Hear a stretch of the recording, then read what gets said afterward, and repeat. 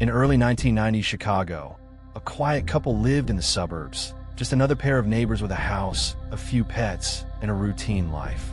But beneath that calm exterior was a storm. They weren't just ordinary. They were criminals, strategic, cold, and deadly.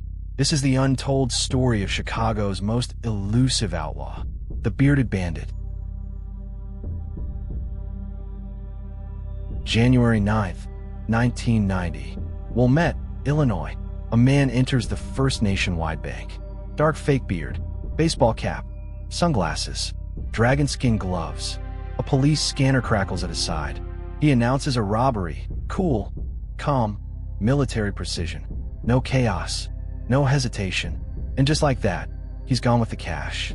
It was the beginning of a spree that would haunt law enforcement for nearly 2 years. The man's name? Jeffrey Erickson, raised in suburban Chicago in the 60s and 70s. Not rich, but comfortable. He was quiet, bright, had an incredible memory. He wasn't exceptional, but he didn't need to be. Not yet. After high school, he joined the Marines. There, he found his true skill, shooting. He became an expert marksman, a talent that never left him. But when his service ended, civilian life didn't suit him. Until he met Jill. 1981. Jeff, 23, walks into a bar.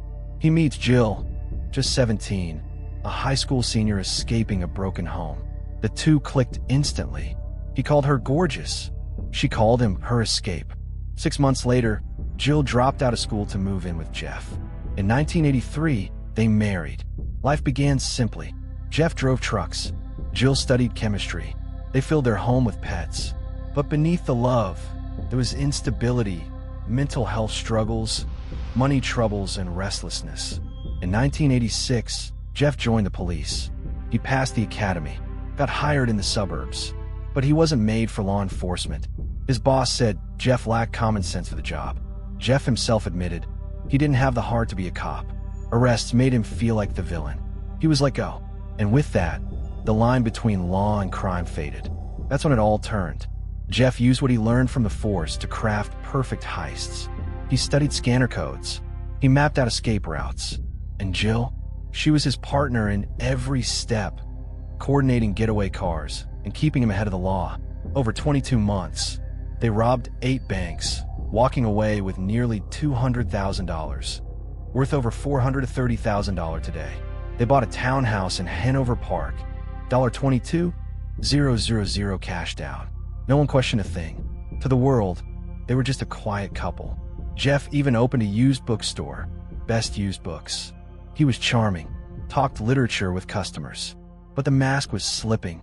Jill was falling apart, struggling with depression, alcohol, and mental illness.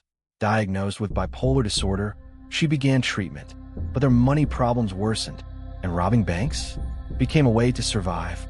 November 4th, 1991. Palatine police officer Kevin Marr pulls over a Honda with expired plates. As soon as he stops the car, gunfire. 3 shots blast into his cruiser. One hits him. The shooter?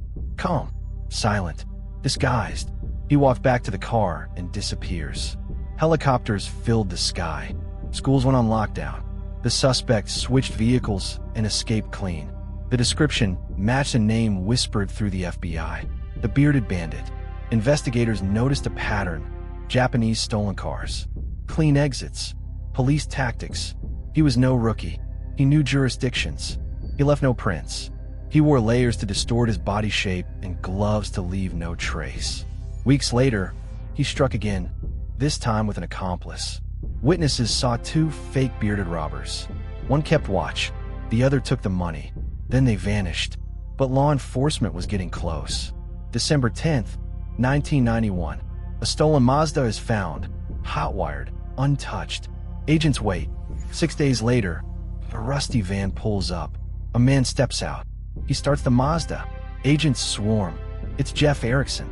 On him, 2 loaded guns, fake beard, fake mustaches, tools of his trade. Jill, behind the wheel of the van, floors it. 110 miles per hour, a high-speed chase. Police everywhere. She turns into a neighborhood. Dead end. Gunfire erupts.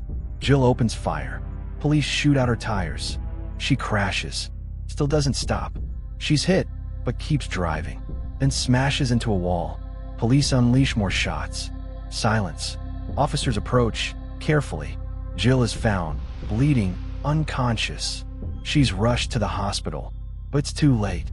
Jill dies from self-inflicted wound. Jeff, now in custody, hears the news over the radio. He breaks. Jeff faces trial. 8 confirmed robberies, possibly more.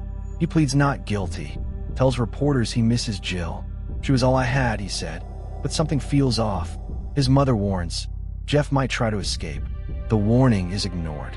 July 20th, 1992. During a prisoner transfer, Jeff breaks free. He slips his cuffs, grabs a deputy's gun, kills one U.S. Marshal, dashes for freedom. A retired detective hears the shots, draws his weapon. Jeff tries to bluff.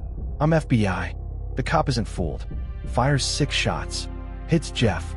Jeff mutters, I'm going to die anyway. I'll take everyone with me. He shoots the officer dead, then turns the gun on himself.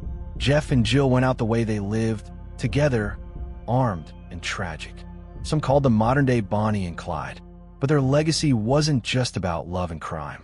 It left behind shattered families and fallen heroes. This was the story of the bearded bandit and the woman who followed him into the dark. If this story captivated you, hit like, subscribe, and ring the bell for more true stories that shock, haunt, and stay with you. Stay tuned to Fresh Crime Chronicles.